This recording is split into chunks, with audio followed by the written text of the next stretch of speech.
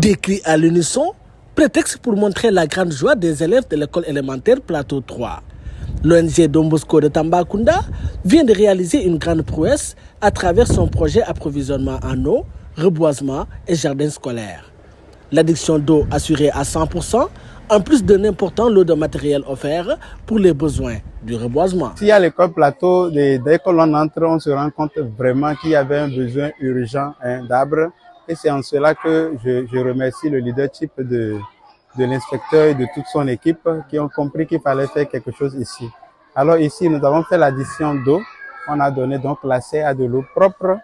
Puis ensuite, nous avons mis en terre tout à l'heure même 10 arbres protégés par des gabillons.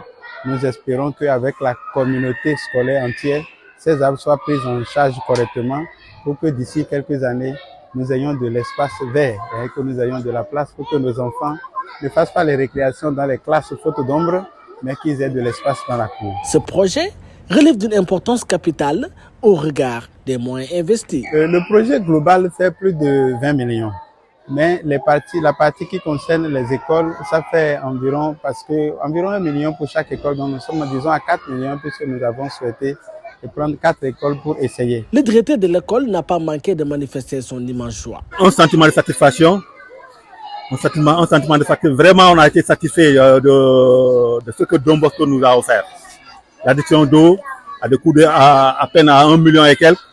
Il y a également le reboisement. L'école était presque désertique.